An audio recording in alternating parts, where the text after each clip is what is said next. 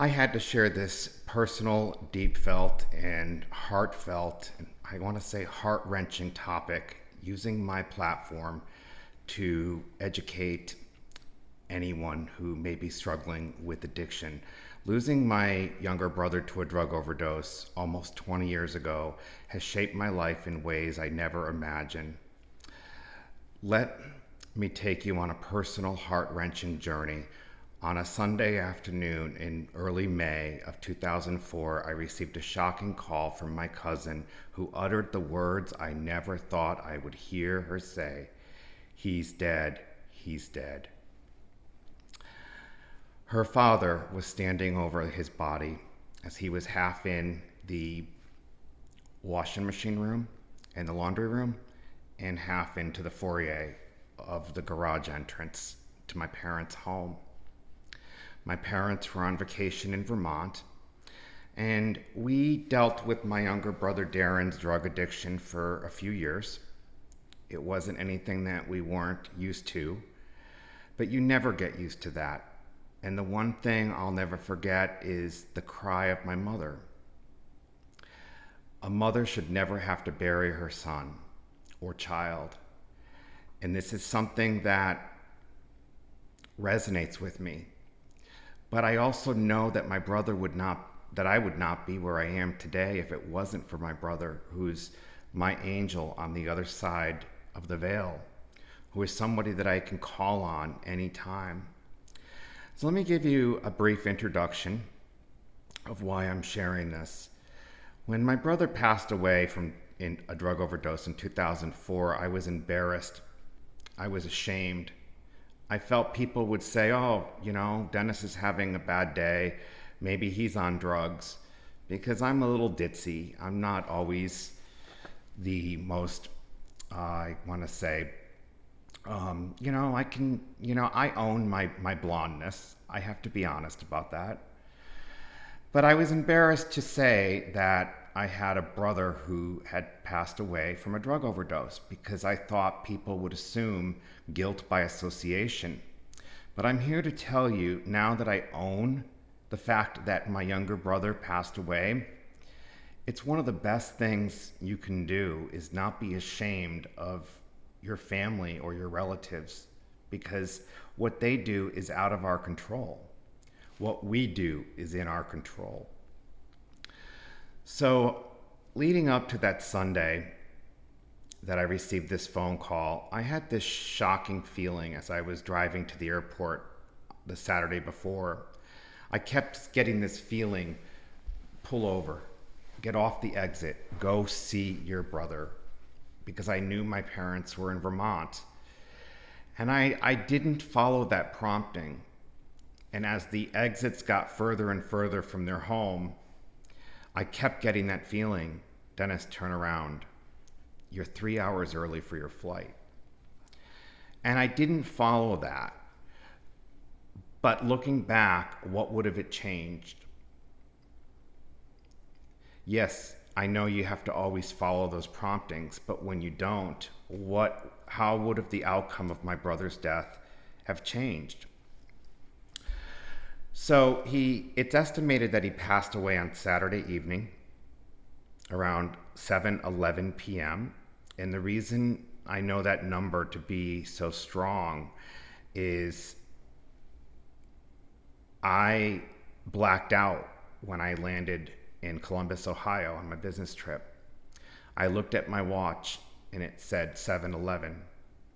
And that was a number that was really significant to my younger brother and I, because my mother would say when we were younger, people would say, "Oh, you got two cute boys. What's their age?" And she'd go 7-Eleven, like the convenience store. My younger brother was 7 and I was 11. I will never forget my brother telling me that doing drugs, he felt like he was behind a 6-foot glass wall, that he wanted to touch the world, that he wanted to reach out, but he couldn't because he wasn't able to. So if you're someone who's struggling with addiction of any kind, there's help. There's services. There's people that are willing to help. There's churches that have programs. that can assist with addiction recovery. I will put a link in the description for addiction recovery with the Church of Jesus Christ of Latter-day Saints after this is uploaded. So, leading up to that fatal day, when I got that call from my cousin saying he's dead, I was on a business trip, and the first 3 or 4 times she called, I didn't answer because I was in meetings. And my assistant said, "You better take it if your cousin's calling." And I did, and I stepped out. And it's like my heart dropped in my stomach. I was able to get a flight back to Connecticut. It took about 6 layovers. I am so grateful for United Airlines, even though I flew all over the US just to get back to Hartford, Connecticut.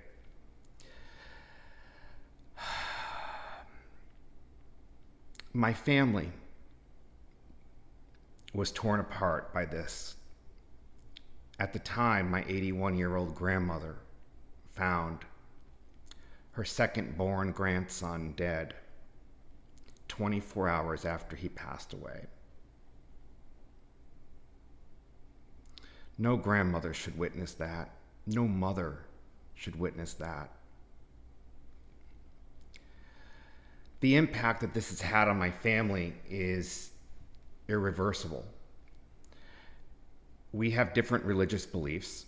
I believe that, and I know, it's not that I believe, I know that our families are eternal. We are sealed together for eternity, as the doctrine of the Church of Jesus Christ of Latter-day Saints, where I choose to celebrate my brother's death, and a lot of my family members choose to mourn his death. But still, as the oldest son, it's hard to see my own mother grieve, even 20 years later. Still hasn't left her. So the aftermath of this is still continuing 20 years later.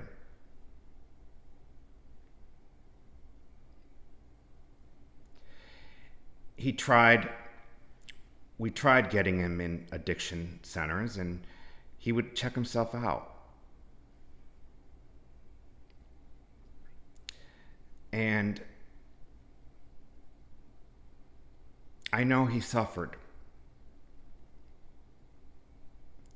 And nobody should have to go through that. So if you are dealing with addiction in your life, if I can share a heartfelt message, or if you know somebody who's dealing with addiction, it's easier said than done. But I have to say, do what you can to help them. You also need to know when to sever that tie, because they can bring you down. Because addiction kills.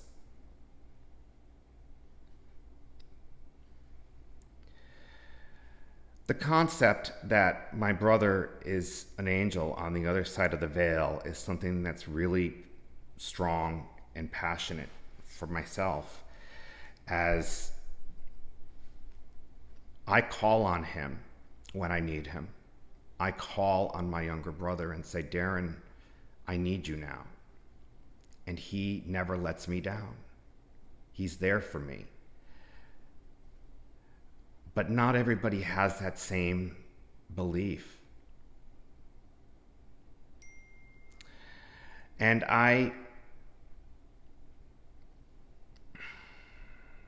know that there's a lot of people struggling, because the last time I shared this message on my YouTube channel, people commented saying, "I'm struggling with addiction but don't want to give it up." So my message to you is, you can, you will, you have the power, you have the desire You have people that love you and care for you, and people that you can find supportive community to help you.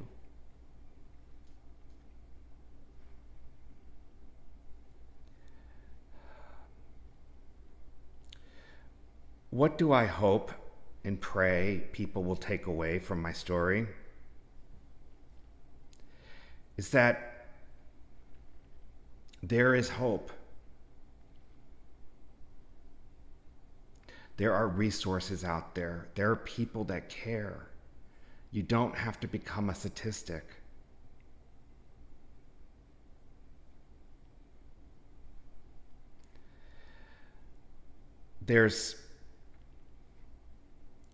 You can reach out to your bishop with the Church of Jesus Christ of Latter-day Saints and let him know that you're struggling.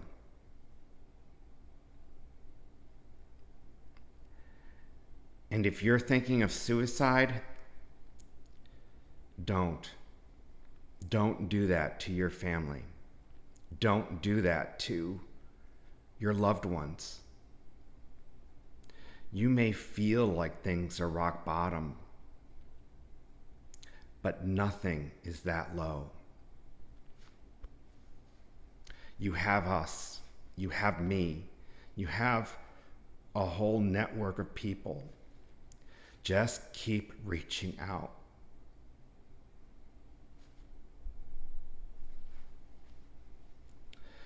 In conclusion,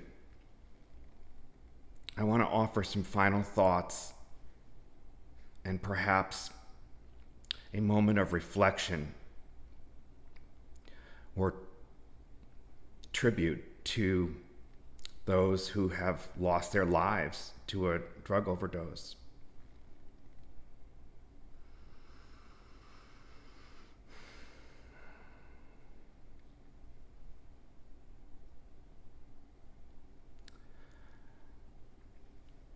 I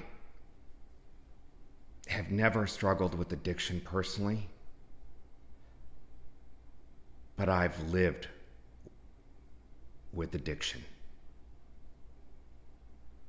I had my brother stay with me. I saw what he would do to get that next fix. And yes, I had to walk away from him at times.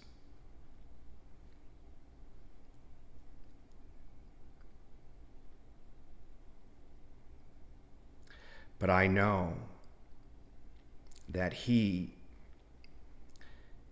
has impacted so many others.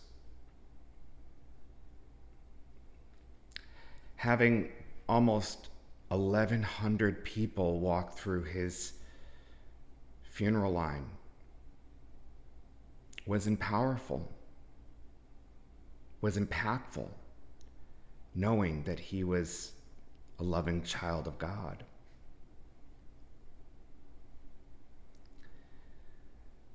I want you to know that there's hope. I love you, and most importantly, God loves you.